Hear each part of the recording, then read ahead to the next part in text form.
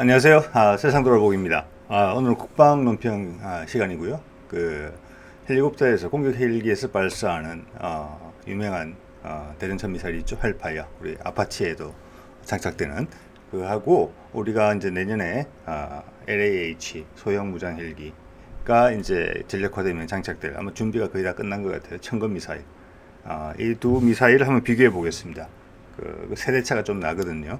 그래서 많이 언급되지 않는 이야기고 공격 헬기의 그 생존성을 누가 더 담보해 주는가 이런 관점에서 한번 이야기를 해보겠습니다. 자, 그림에 나오는 것은 이제 소형 무장 헬기죠. 말씀드린 것처럼 2023년 내년에 전력화 예정이고 현재 이제 미사일 발사 시험을 실기체 시험까지 하는 거 보니까 미사일은 이미 뭐 준비가 된 것 같아요. 미사일은 이제 국방과학연구소하고 한화에서 이제 준비 중인 거죠. 그 천건 미사일. 여기도 발사관이 양쪽에 2개씩 4개가 장착된 게 보일 겁니다. 자, 이거는 우리도 36대를 가지고 있는 아파치 헬기죠. 공격 헬기 대명사이기도 하고, 우리가 이제 2016년, 17년에 걸쳐서 36대를 도입을 했고, 미사일도 관련 헬파이어 미사일도 한 300기 이상 이제 구매를 했어요. 그 이제 모델명은 AGM-114R이라고 해서 R형인데 거의 최신형입니다. 네. 이거는 이제 많이 생산된 지도 오래됐고 성공적으로 많이 판매되기 때문에 여러 가지 파생형이 많아요. 예, 그중에 R형은 거의 최신형이라고 보시면 되겠습니다. 추가로도 말씀드리도록 하고요. 자, 헬파이어 대전차 미사일 좀 전에 모델명은 AGM-114R인데 84년에 전력화가 됐죠. 계속해서 개량을 했습니다. 현재까지. 그래서 로키드 마틴이 제작사고 현재 이제 판매되고 있는 헬파이어 미사일들은 2000년 넘어서면서부터 생산된 것이고 헬파이어 2로 이제 보통 불리고 있죠. 그래서 114형 R형은 최신형이고 2012년부터 현재까지 계속 생산이 되고 있죠. 그래서 길이는 한 1.6m, 직경은 18cm 가량. 괄호 안에 있는 파란색 숫자는 천금입니다. 천금은 15cm입니다. 그래서 천금이 두께가 직경이 더 가는 걸 알 수가 있습니다. 무게는 헬파이어가 약 50kg 가까이 되고 천금은 35kg입니다. 가볍죠 많이. 사거리는 둘 다 이제 8km 정도로 알려져 있는데 이거는 뚜껑을 좀 열어봐야 될 것 같고요. 속도는 헬파이어 미사일이 마하 1.3입니다. 음속이고 천금은 0.6 정도까지 예상되는 건데 아직 공식적으로 좀 나온 스펙은 없어요. 추정이죠. 관통력은 양쪽이 공히 1400mm는 가능하다라는 게 일반적인 추정입니다. 자, 여기서 이제 유도 방식인데 헬파이어는 반능동 레이저 유도입니다. 좀 더 자세히 말씀드릴게요. 좀 이따가. 반능동 레이저 유도고 천금은 CCD하고 IIR 그리고 유선 데이터 링크를 적용한 그런 모델입니다. 좀 이따 말씀드리도록 할게요. 요게 이제 세대를 가르는 가장 큰 차이가 되겠거든요. 그리고 헬기에 발사하는 동안 적을 조준하고 발사하는 동안 헬기의 생존성과 직결되는 부분이기도 합니다. 자, 대전차 미사일의 세대 구분을 해볼게요. 이게 오늘 어떻게 보면 핵심적인 주제고, 이게 데스피그의 그림 설명이 잘 돼 있더라고요. 그래서 그 설명을, 그 사이트를 설명란에 링크해 놓도록 하겠습니다. 자, 1세대는 이게 1950년대, 60년대 등장한 건데, 미사일을 발사하고, 당연히 뒤에 이제 유선으로 연결되어 있습니다. 그래서 사수가 조이스틱으로 날아가는 미사일을 보고 이제 수동 조종을 하는 것입니다. 그렇지 않으면 이렇게 조준기로 계속 조준을 하고 있어야 됩니다. 그럼 이제 컴퓨터가 유선으로 연결된 유선으로 이제 정보를 보내서 미사일이 방향을 틀게 되는 거죠. 그래서 이것도 뭐 여러 가지 개선형이 있습니다. 1세대 내에서. 그렇지만은 수동으로 계속 사수가 목표물을 겨냥을 하고 있어야 된다는 것, 조준성을 유지해야 된다는 게 있고, 그렇게 봤을 때는 토우 미사일, 우리도 아직 쓰고 있죠. 토우 미사일도 1세대로 분류될 수가 있습니다. 자, 2세대는 레이저를 따라갑니다. 그래서 발사기가 조준기가 레이저로 상대방을 겨누면은 그 레이저를 쫓아갑니다. 미사일이. 예. 자, 이래 되면 어떻게 되냐면 사수가 계속 조준을 하고 있지 않아도 돼요. 뭐냐면 이 발사기 자체가 락곤이 될 수가 있거든요. 자, 사수는 자유로워집니다. 대신 락곤을 하면 목표물이 움직이더라도 나의 조준기가 그걸 계속 조준하고 있게 됩니다. 그래서 레이저를 쫓아가는 방식이 있고 이제 2세대도 발전을 하면은 레이저의 반사파를 보고 반사된 레이더를 쫓아갑니다. 예. 그렇게 되면은 조준선하고 미사일이 날아가는 방향이 반드시 일치할 필요가 없는 거죠. 반사되는 걸 따라오는 거니까. 예. 저쪽으로 발사가 되더라도 이럴 수 있고, 다른 사람이 발사를 하더라도 반사된 빛을 쫓아서 이쪽 다시 목표물로 접근할 수가, 날아갈 수가 있습니다. 그래서 2세대의 이제 최신형, 가장 많이 발전된 형이 헬파이어 미사일입니다. 오늘 주인공 중에 하나죠. 레이저 유도입니다. 예. 대신 여기도 아직까지 한계는, 사수는 자유롭더라도 사수가 들고 있는 조준기나 사수가 타고 있는 헬리콥터는 조준을 하고 있어야 되는 것입니다. 그 목표물을 향해서. 자, 됐지요? 그럼 3세대로 넘어오면 드디어 마침내 이제 발사 후 망각이 가능하게 됩니다. 그러니까 헬파이어는 발사 후 망각이 안 됩니다. 그런 부분에서 좀 오류가 기술된 부분이 있는 것 같아요. 그래서 영어로는 뭐 소위 fire and forget이라고 부르는 거죠. 이거는 처음에 조종하고 미사일 자체가 라콘이 됩니다. 미사일이 목표물을 캐치합니다. 미사일의 센스가 누구를 쫓아가는 게 아니고 미사일의 센스가 바로 목표물을 잡습니다. 그래서 미사일 자체가 라콘이 됩니다. 발사 단추를 누른 다음에 사수는 자리를 떠도 됩니다. 회피를 해도 됩니다. fire forget이 된 것이죠. 이때 주로 사용하는 탐색기가 자외선 탐색기입니다. 예, 자외선 영상을 보고 라콘을 해서 발사하고 나는 가는 겁니다. 제블린이나 우리가 최근에 개발한 형궁이 그런 형태입니다. 미사일 자체가 라콘을 합니다. 그리고 쏘고 사수는 자리를 피하면 됩니다. 자, 그러면 우리는 오늘 4세대를 이야기하고 있는데, 청검을 이야기하면서 4세대는 뭐냐면은 발사 후 망각에다가 데이터 링크가 붙어 있어요. 현재로서는 대부분이 이제 유선으로 데이터 링크가 붙어 있는데, 이거는 뭐냐면은 처음에 라콘이 되지 못하다도 발사를 할 수 있다는 것입니다. 날아가는 도중에 이 유선 데이터 링크를 통해서 미사일의 영상을 사수가 볼 수 있습니다. 숨은 자리에서 유선으로 연결되어 있기 때문에.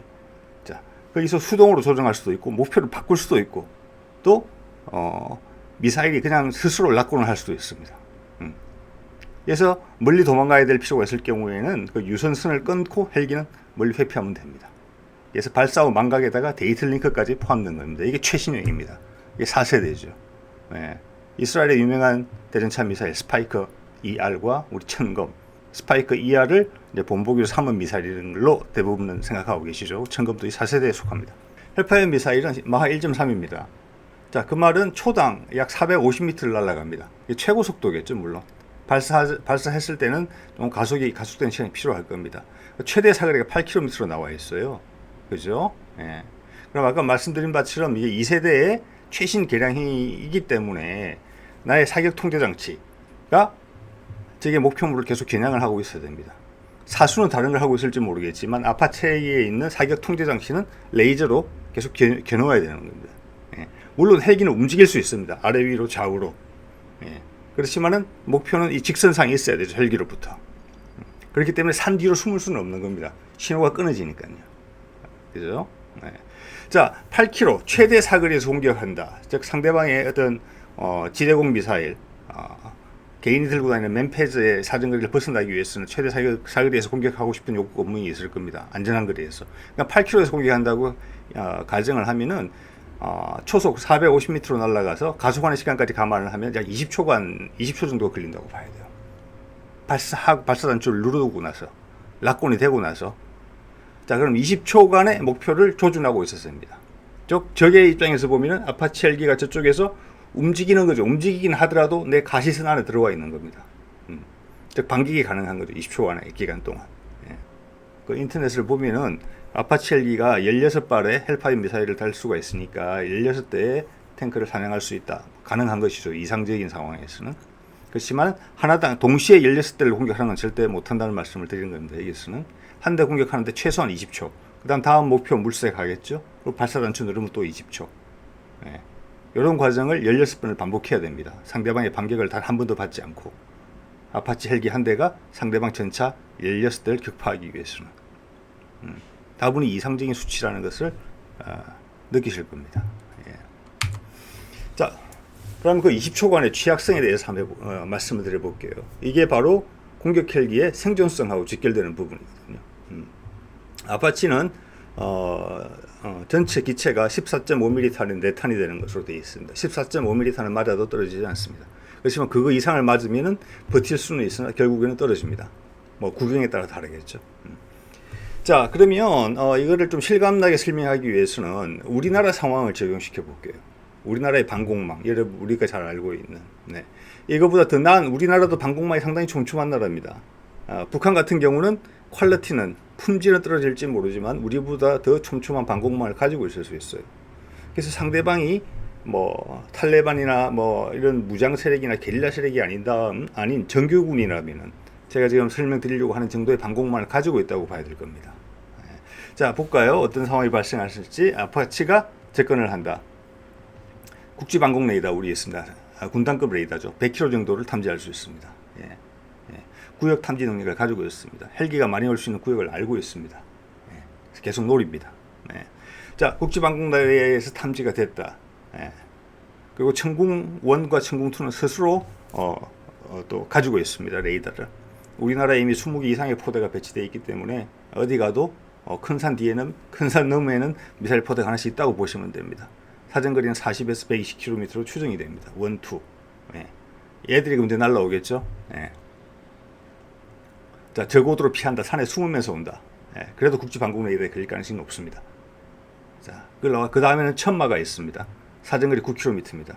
그 다음 신궁, 멤페즈죠. 국지 방공 레이더에서 신호를 받습니다. 그러면 배터리를 가동하고 저기에서는 탐색기를 냉각하고 발사를 기다리고 발사를 하죠. 나타나면은. 여기도 사정거리가 5km 이상, 7km까지 나옵니다. 우리 차륜형 대공포 최근에 배치되기 시작했죠. 더 가까이 접근하면 3km. 비호 복합은 신궁과 차륜형 대공포의 합이니까 당연한 것이고, K-21 장갑차만 해도 40mm 포 같은 경우가 복합탄을 발사하면은 제속 항공기 대응이 됩니다. 헬기가 당연히 포함되죠. 자, 우리 한반도 전장 같이 화력의 밀도가 진짜 높은 곳은 앞뒤가 없습니다. 산악 지형이죠. 수많은 매복이 가능한 부분이 있습니다. 자, 그 말은 아파치 헬기가 저게 기갑부대를 사냥하기 위해서 산을 비집고 들어갈 때 한꺼번에 여러 방공수단으로부터 도전을 받을 수 있습니다. 그 20초 기간 동안. 물론 20초는 최소한이고 목표물을 탐지하는 동안 하기 위해서라도 어느 정도 노출할 수밖에 없는 것이죠. 너무 낮게 날으면 RPG도 날아올 수 있습니다. 맞지는 잘 않겠지만. 자, 그 와중에 20초간 헬기가 직선 가시선을 유지할 수 있느냐. 자, 명중률이 상당히 손상될 수 있는 부분이 있다고 봐집니다. 그리고 헬기는 아시다시피 사출 좌석이 없고 활공 비행이 안 됩니다. 그래서 손상이 일어나면 바로 수직 낙하에 조종사는 목숨을 잃을 가능성이 고정익 항공기보다는 훨씬 높습니다. 공포심이 유발되는 부분이 있죠. 그래서 미국이 가장 경험이 많지 않습니까? 여러 전투에서 많이 잃었겠죠. 아파치 헬기를 잃으면서 방공망이 전반적으로 발전하고 있기 때문에 대탄으로서 맷집으로서 공격 헬기를 지키는 것은 한계가 있다. 그래서 속도와 기동성으로 방향을 바꾸는 거죠. 헬기는 분명히 소중한 존재인데 지금 같은 방식으로는 헬기의 미래 생존성을 보장할 수가 없다. 내탄보다는 속도로 기동성으로 간다. 멤페즈 같은 거는 실제 고정익 헬기를 레이더의 도움 없이 찾기는 어렵습니다. 왜냐하면 그 탐색기를 냉각시키는데 수십 초가 걸리거든요. 그런데 헬리콥터는 다릅니다. 헬리콥터를 눈에 보면서 내 앞에 지나가는 동안 냉각을 할 수 있습니다. 멤페즈가 무섭죠. 그래서 국지 방공 레이더도 필요도 없습니다. 산이나 벙커에 숨어서 상대방의 헬기를 놀릴 수 있습니다. 길목에서. 자, 그래서 속도로 바꾼 것이고 거기다가 이제 무인 헬기를 공동으로 운용하려고 하는 것이죠. 그게 고정익 헬기든 이제 로터형이든. 그래서 미리 탐색을 하고 무인기를 통해서 공격을 하는 그런 방향으로 지금 바뀌고 있는 그런 상황인 것이죠. 자, 여기서의 그 어떤 제가 말씀드린 부분에 어느 정도 공감이 되신다면 그 한계는 어떻게 보면 헬파이어 미사일에서 일정 부분 상당히 큰 부분이 온 것입니다. 회피 기동이 못하고 20초간 상대방의 화망에 노출돼야 되는 기간이 있는 것이죠. 물론 더 가까이 접근하면 시간을 줄일 수 있습니다만 그때는 나를 향하는 방공망이 훨씬 더 많아집니다. 적에게 4km, 5km까지 접근하면은 시간을 10초 정도로 줄일 수 있지만은 방공망의 밀도와 정확도는 훨씬 더 올라가게 될 겁니다. 자, 그다음 청검 미사일입니다. 자, 이거를 여기 내부 구조인데 잠깐 말씀을 드리면 다른 헬파이어와 마찬가지로 이거는 성형 자격탄인데 탄두가 텐덤으로 되어 있습니다. 이중으로 되어 있습니다. 앞에 성구 탄두가 있죠. 복합 장갑을 이제 무력화시키고 그다음 주탄두가 있습니다. 본격적인 관통력을 만들어내죠. 그래서 헬파이어와 다른 것이 이것은 4세대이기 때문에 관성 항법 장치가 있습니다. 즉 이것은 미사일을 발사할 때 위치를 좌표를 찍어줄 수 있는 겁니다. 그 좌표대로 날아간다는 거죠. 본인이 미사일 자체가 낙곤이 되지 않더라도. 그러기 위해서 내 위치와 속도를 파악을 해야 됩니다. 정확하게. 그걸 위해서 관성 항법 장치가 천금 미사일에 들어있습니다. 헬파이어 미사일은 이게 필요가 없습니다. 레이저만 쫓아가기 때문에. 네. 자, 뒤에 보시면 이제 뭐 열전지 구동 장치 이런 게 있고 전기 동력을 모터를 돌리기 위한 이게 날개 조정을 위한 전기를 공급하는 장치고, 뒤에 보시면 이제 광섬유가 있습니다.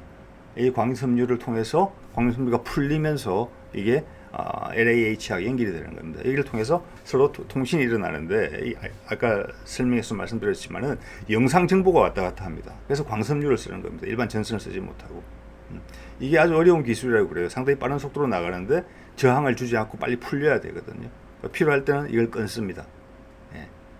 헬기가 완벽한 회피 기동이 필요할 경우에는. 거꾸로 이야기해서는 또 정확한 뭐 동굴에 숨은 적이나 벙커에 창문을 노린다고 했을 때는 이 CCD 영상을 통해서 CCD 영상, CCD라는 것은 카메라에 들어있는 요새는 필름 구실을 하는 디지털 필름 그겁니다. 예, 우리 뭐 안면 인식, 안구 인식, 동물 인식 이런 거 하죠. 그 자동 초점 맞춰주는 그거랑 똑같습니다. 이 안에는 여러 가지 데이터베이스가 들어있습니다. 전차에 따라서 뭐 화포, 장갑차, 그래서 상대방을 인지하는 겁니다. 뭐 지금 말씀드린 것보다 훨씬 많은 정보들이 미리 들어있겠죠. 그렇기 때문에 이 안에는 그 광섬유를 통해서 그런 영상들, 디지털 정보를 받은 거죠. 디지털 카메라가 들어있는 것이고 또 열영상 카메라가 들어있는 것입니다. 그리고 기존의 데이터베이스하고 비교를 하면서 목표물을 본인들이 찾습니다. 예. 그래서 알고리즘이 여러 목표물이 있더라도 좀 더 개선된 결정을 할 수 있는 그런 알고리즘이 적용이 되어 있는 것 같아요. 자, 그런 카메라가 달려 있고 이걸 영상으로 바꾸기 위해서 안에 쉽게 이야기해서 그래픽 카드 같은 게 들어있는 겁니다. 예. 그래서 그 정보를 광섬유를 통해서 LAH에 전달하는 것입니다. 그러면 조종사는 미사일의 낙곤 없이도 그것만으로도 조준을 할 수 있습니다. 조종을. 예. 그리고 미사일에 맡길 수도 있고. 그래서 그거 광섬유를 꺼내버리고 회피 기동을 할 수도 있는 것이죠. 자, 이거는 LH에 장착된 이제 천건 미사일입니다. 한쪽에 두 발씩 해서 모두 네 발이 현재까지는 장착하는 것으로 되어 있습니다. 자, 아까 말씀드린 CCD와 IRR 자외선 탐색기죠. 미리 말씀드린 바가 있습니다. 예. 근데 이게 상당히 성공적인 것 같아요. 왜냐면 현궁도 같거든요. 이 부분은. 현궁은 데이터 링크만 없죠. 예. 그래서 현궁은 파이어폴게이시니까 3세대입니다. 데이터 링크가 없는. 그래서 현궁의 이 기술이 그냥 온전히 사용된 겁니다.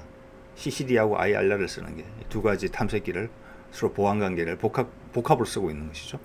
우리 비국 로켓 높은 명중률을 자랑했고 미군에서 깜짝 놀란 명중률이었죠. 그 비공도 똑같이 이걸 쓰고 있습니다. 우리가 초음속 미사일 개발하고 있는 거 거기도 기본적으로 이게 들어갑니다. 자, 광섬유 데이터 링크 이 부분이 이제 4세대를 가르는 기준이 된 거라고 말씀드렸죠. 예, 그래서 헬파이어 미사일 같은 경우는 발사하고 최대 사거리 같은 경우는 20초 정도 어쨌거나 가시선상에 있어야 됩니다. 헬기는 물론 움직일 수 있죠, 거기서. 예. 그렇지만 가시선 밖으로 도망을 치는 게 산 뒤로 숨거나 언덕 밑으로 내려가게 되면은 조준점을 놓치게 됩니다. 그러면 헬파이어 미사일의 명중을 담보할 수 없는 것이죠. 예. 자, 그래서 천금이 LAH에서 발사할 수 있는 여러 가지 모드가 가능해지는 것입니다. 예. 자, LOBL이라고 하는 것이죠. 이거는 발사 후 망각입니다. 즉 헬기에 달려있는 상태에서 LAH에 달려있는 상태에서 바로 미사일이 낙곤이 된 겁니다. 목표물을 찾아서. 예. 그러면 발사를 하고 바로 끊으면 됩니다. 광섬유를. 그리고 회피 기동을 하면 돼요. 그러면 현궁이랑 똑같은 겁니다. 예. 뭐 광섬유 끊었지 않습니까? 현궁의 명중률 그대로 가서 맞는 겁니다. 달리는 오토바이도 명중시키지 않습니까? 예. 이게 가장 기본적인 상태고, 이 상태로 돼서는 아까 말씀드린 것처럼 최대 사거리에서 헬파이어가 여러 목적을 타격하기 위해서는 20초 한 발 쏘고 20초 기다렸다가 다음 목표 검색, 두 번째 발사 이렇게 되는데 천건 같은 경우는 발사 후 망각이기 때문에 한 발 발사하고 그 다음 낙곤만 되면 바로 또 발사하고 또 낙곤되면 또 발사하고 이게 충분히 가능할 것이라고 봅니다. 한꺼번에 상대할 수 있는 저게 전차 수가 더 많아요. 예, 안전을 보장받으면서도. 자, 그 다음에는 LOAL이라는 게 있네요. 락군 애프터 론치. 발사한 후에 락군이 되는 겁니다. 아무래도 헬기에 있는 그 조준기가 훨씬 성능이 좋지 않겠습니까? 크고 미사일에 달린 것보다는. 타겟 애퀴지션 앤 데지그네이션 시스템이라고 조준기죠. 쉽게 말해서 TADS가 먼저 찾을 수가 있습니다. 그래서 그 좌표를 미사일에 찍어줄 수가 있어요. 그럼 무조건 발사합니다. 미사일 낙군되기 전에. 그러면 미사일은 그 좌표, 아까 관성 항법 장치 보셨죠? 예, 그걸 따라서 날아갑니다. 그 좌표를 향해서. 그러다가 시크가 가동되면서 상대방의 목표물을 더 미사일 자체가 낙군할 수가 있어요. 예. 또는 그 영상 정보를 보여주니까 그걸 보고 조종수가 이미 회피를 한 상태에서 조종을 할 수도 있고 목표물을 지정해 줄 수도 있고 목표물을 바꿔줄 수도 있습니다. 아니다, 저것을 낙군해라, 이런 식으로. 자, 이거는 기상 상태가 안 좋다거나 전장에 화염이 많아가지고 미사일의 시크가 바로 못 잡는 경우 이럴 수가 있겠죠. 네. 또 하나는 이제 NLOS라고 해서 Non-Line of Sight, 기획득된 좌표로 비가시성 공격입니다. 자, 특수부대원이 다른 데서 찍어주는 겁니다. 레이저 지시기로 좌표를. 네. 그럼 헬기는 다른 방향을 보고 있다가 숨은 상태에서 발사가 가능합니다.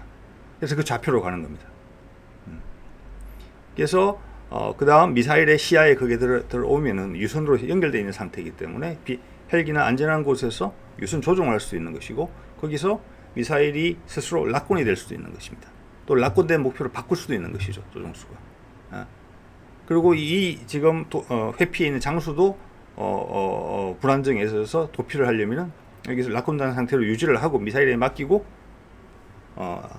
광섬유를 끊고 추가의 회피를 할 수 있는 것입니다. 그렇게 하더라도 현궁 정도의 명중률을 그대로 보장이 되는 것이죠. 예. 자, 그리고 이제 이렇게 됐을 때는 주요 대전차 미사일들을 보면 현재 이스라엘 여기 나온 게 프랑스, 세르비아 같은 경우는 다 보시면 탐색기 종류가 CCD, IIR 해서 우리 현궁이랑 청금이랑 다 같습니다. 그리고 데이터 링크가 다 유선이 있죠. 중국 거 빼고는. 그래서 다 4세대 미사일들입니다. 이게. 예. 중국 같은 경우는 SAL이라고 되어 있는데 저거는 세마이 오토매틱 아마 레이저일 거예요. 헬파이어랑 같은 유형입니다. 2세대라고 볼 수 있죠. 이스라엘께 1998년에 등장했고 우리는 그거보다 22, 23년이 지난 후에 이제 전력화되는 것이기 때문에 그 사이에 많은 부분들을 또 적용했을 거라고 봅니다. 자, 이거는 좀 전에 말씀드린 여러 가지 발사 방식에 대한 설명을 국방과학연구소에서 그림으로 보여준 거예요. 쉽게 이야기해서는 회피 기동이 가능하다는 겁니다. 예. 자, 수십 초간 적의 가시선에 노출될 필요가 없다는 것이죠. 그러면서 정확성을 담보할 수 있다는 것이다. 자, 이렇게 봤을 때는 2세대 헬파이어와 4세대 청검을 쭉 말씀드렸는데 무장에 따른 생존성 차이가 분명히 있다고 느껴집니다. 그래서 우리도 해병대 공격 헬기 때문에 여러 가지 기종들을 해서 실제 시뮬레이션을 돌려본 거지 않습니까? 그래서 지금 이제 수리온 공격 헬기가 생존성이 제일 좋다. 수리온 공격 헬기가 최적이다라고 데이터 결과가 나와서 많은 분들이 의아해 하시는데, 왜냐하면 전용 공격 헬기가 아닌데, 자, 그 중에 가장 핵심적인 부분은 무장에 있는 것 같습니다. 무장. 아까 말씀드렸죠. 더 이상 장갑판으로 헬기를 보호할 수 없는 시대가 됐기 때문에 무장의 특징이 가장 크게 반영됐던 게 아닌가 싶어요. 그 무장이 청금이죠. 예. 아파치하고 코브라 헬기에는 아마 헬파이어 미사일을 장착되는 것으로 시뮬링이 됐을 거고 지금 그렇게 판매가 되고 있으니까 우리 마리노 공격형에는 청금이 들어간 것으로 당연히 그렇게 됐겠죠. 물론 이제 개량된 변속기를 통해서 기동력이 훨씬 강화된 버전도 들어갔을, 그게 시뮬레이션에 반영이 됐을 겁니다. 그래서 예전에 아파치가 처음 들어왔을 때 우리가 향후 이제 왜 헬파이어 미사일을 많이 안 사나 했을 때 청금을 통합할 거라서 그렇다라는 이야기가 있었어요. 그럼 그때 이 보잉에 그런 의중을 떠봤다는 것인데 지금 왜냐하면 청금이 헬파이어보다 나은 미사일이니까요. 자, 그 지금 어떻게 입장이 정리되고 있는지는 모르겠습니다. 자, 청금의 미래 개량 방향 아직 나오지도 않았는데 개량 방향을 말하는 게 좀 웃기긴 합니다만은 이스라엘이 스파이크 ER2라는 걸 내놨거든요. 사거리가 늘어났어요. 16km로 2배 정도. 예. 그리고 데이터 링크가 유선이 아니라 무선 데이터 링크가 들어갔습니다. 이러면 단가가 많이 올라가겠죠.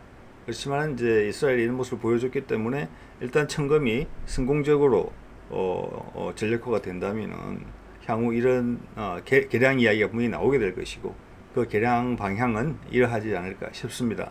자, 오늘은 헬파이어와 천검 두 대전차 미사일에 대해서 한번 말씀을 드려봤습니다. 오늘 여기까지 할게요.